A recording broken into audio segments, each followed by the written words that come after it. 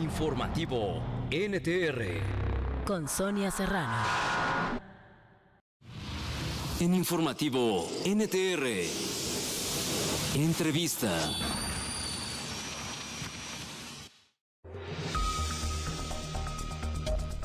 Continuamos en Informativo NTR. Vamos a ir a la línea telefónica. Yo le agradezco a Juan Martín Pérez, quien es director ejecutivo de la red Tejiendo Redes por la Infancia en América Latina y el Caribe, que nos tome una llamada para platicar pues de esto que es esta carta que le envían a la presidenta sobre la necesidad de tipificar el reclutamiento forzado. Todo esto a raíz de la identificación del asesino del alcalde de Uruapan, Carlos Manzo, un jovencito de apenas 17 años de edad. Juan Martín, ¿cómo está? Qué gusto saludarlo. Muy buenas tardes. Muy buenas tardes, Sonia. Gracias por la oportunidad.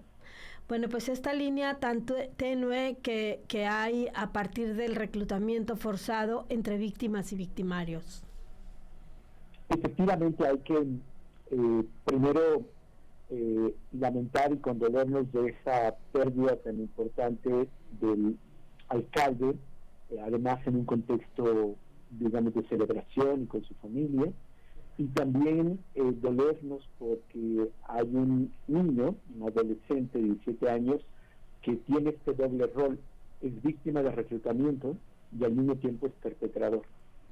Y lamentablemente, Sonia, no es nuevo, como hemos tenido oportunidad de conversarlo contigo en tu espacio, ni será el último caso, porque el Estado mexicano ha sido omiso y negligente, porque hace ya 14 años que el Comité de Derechos del Niño de Naciones Unidas le pidió al Estado mexicano tipificar en el Código Penal el reclutamiento forzado, además de invitarle a revisar la estrategia de seguridad que hace 14 años ya cobraba miles de vidas y tenía un impacto negativo en niños, niñas y adolescentes.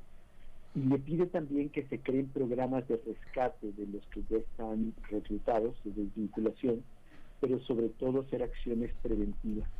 Han pasado ya 4 presidencias: Calderón, que le llegaron estas recomendaciones y se negó a hacerlo; Peña Nieto, el expresidente López Obrador, y la 4ª presidenta, ahora mujer. Y más o menos en abril, cuando sucedió posterior a los hechos de Rancho Tenochtitlán, hicimos llegar una comunicación privada por varios días a la presidenta, destacando la importancia de reconocer como una decisión estratégica de seguridad nacional la tipificación del reclutamiento, no porque los adolescentes sean un peligro, sino porque ellos y ellas están en peligro frente al crimen organizado, y porque necesitamos quitarle la base operativa a los grupos criminales bajo una lógica muy simple: si no hay quien dispare, no hay muertos; si no hay quien dispare, no hay guerra.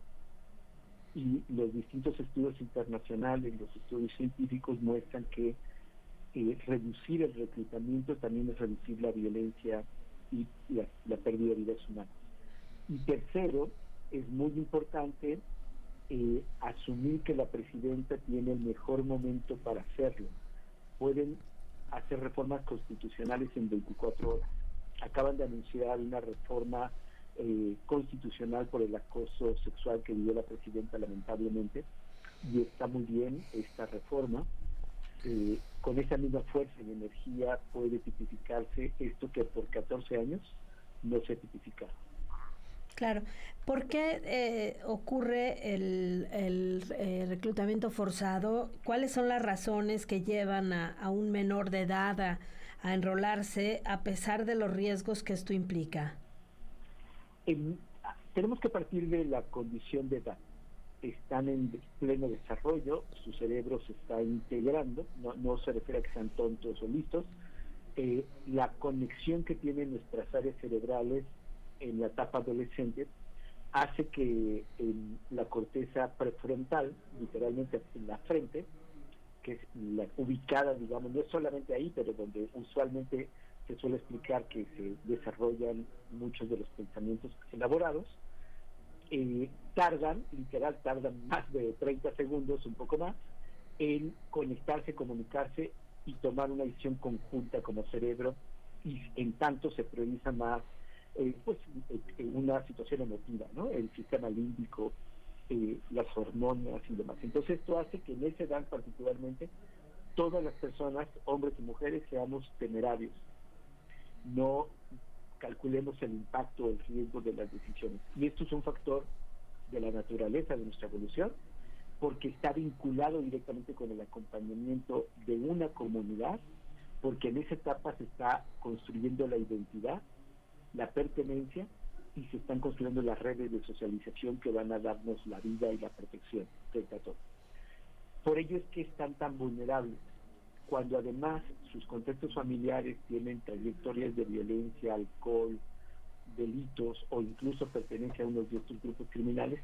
Todos estos factores ya los colocan en altísimo riesgo para que sean reclutados, pero dejando muy claro que hasta antes de los 18 años de edad no se puede considerar un reclutamiento voluntario, sino basado en la coacción, en la sobrevivencia y en esta etapa de desarrollo.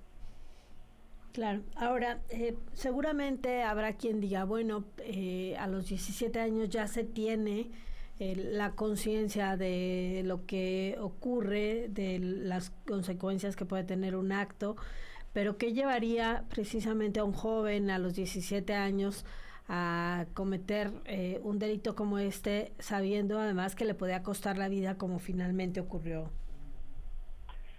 Pues hay muchas explicaciones y muchas, digamos, lamentablemente muchos casos como esto, pero con altísima probabilidad el patrón que hemos observado en otras ocasiones es que haya amenazas de por medio, amenazas hacia su familia, hacia su entorno, de tal manera que muchos de estos adolescentes literalmente se inmolan para, entre comillas, proteger a su familia. Por las declaraciones del fiscal del Estado, estaba bajo efecto de sustancias. Entonces ya hay otro elemento que podría permitir tomar acción sin dimensionar los impactos.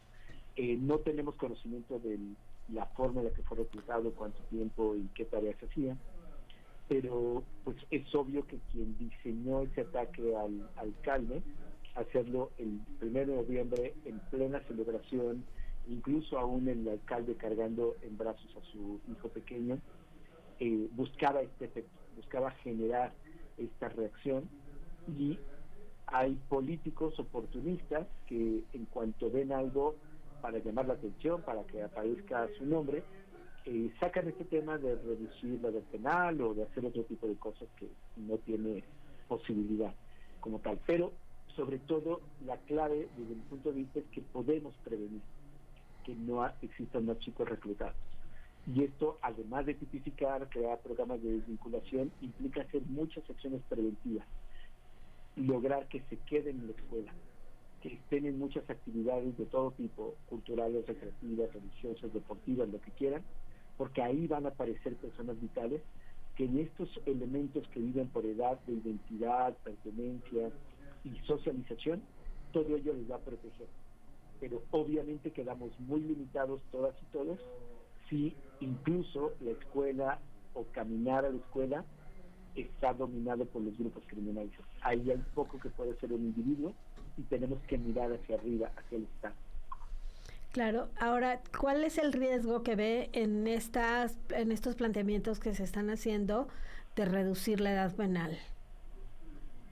Pues yo creo que es un riesgo, por un lado, de desinformación.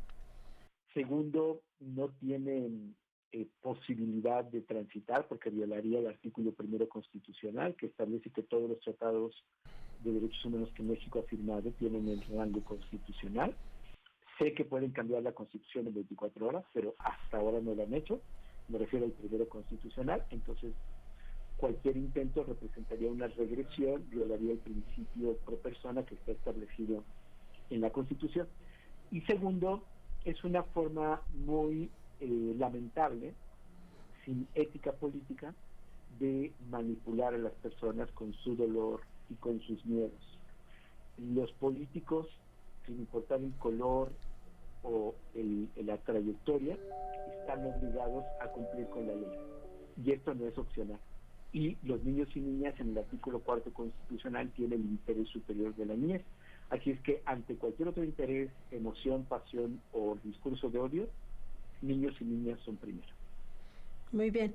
Juan Martín, le agradezco muchísimo esta charla. Ojalá que la forma en que transitemos ante esta realidad que están viviendo los niños y los adolescentes en nuestro país se encuentren salidas integrales que les garanticen mejores condiciones de vida y que no empecemos precisamente pues a voltear hacia ellos para pues agarrarlos de carne de cañón. Gracias y buenas tardes. Buenas tardes, Sonia. Muchísimas gracias. Muchas gracias. Es Juan Martín Pérez, director ejecutivo de la red Tejiendo Redes por la Infancia. 2:43 p.m. Una pausa. Regresamos con más información.